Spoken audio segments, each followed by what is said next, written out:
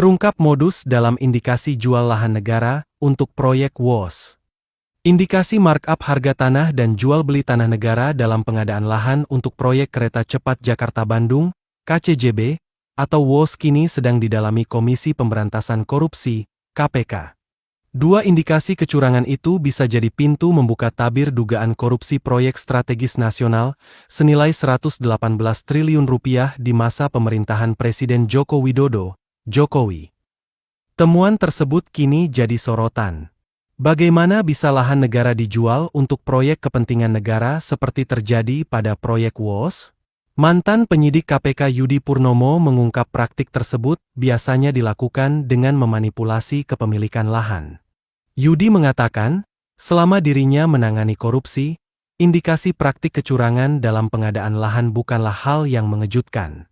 Namun, untuk proyek WOS, yang perlu diperhatikan lagi adalah karena sistem kepemilikannya yang merupakan gabungan konsorsium Indonesia dan Cina. Jadi menurut Yudi, tanah negara yang dijual lagi kepada negara untuk pengadaan proyek WOS yang dimiliki bersama antara Indonesia dan Cina ini perlu ditelusuri tindak pidananya. Jadi sebenarnya ini tidak mengagetkan, tetapi yang mengagetkan, yang menarik adalah fakta bahwa sebenarnya kita tahu bahwa KCIC ini kan gabungan atau konsorsium dua negara, Indonesia, 4 BUMN, dan Cina, dengan pembagian 60-40. Jadi sebenarnya lahan, untuk proyek WOS, itu bisa sebenarnya kepemilikan lahan itu kan nggak murni 100% milik negara.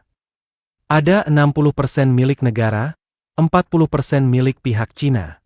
Tapi, tetap saja bisa ditelusuri tindak pidananya. 3 jenis tindakan korupsi dalam pengadaan lahan. Menurut Yudi, tak dipungkiri bahwa pengadaan lahan untuk proyek pembangunan yang dilakukan pemerintah seringkali diwarnai kecurangan. Yudi mengungkap, pengadaan lahan menjadi lahan basah karena banyak cara yang diutak-atik oknum tertentu untuk mendapatkan uang. Kasus pengadaan tanah memang lazim, banyak fraud, kecurangan atau penipuan. Karena semua punya kepentingan dan di sana paling banyak bisa mendapatkan uang dengan cara curang dan sebagainya, tutur Yudi. Dan kita tahu sebenarnya dalam proses pengadaan tanah kan sudah diatur dalam Undang-Undang Nomor 2 Tahun 2012, tentang pengadaan tanah bagi pembangunan untuk kepentingan umum.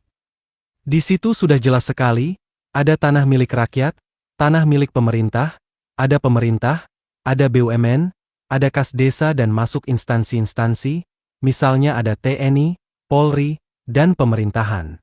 Di situ juga sudah jelas, misalnya, kalau masih tanah negara ya diuruslah.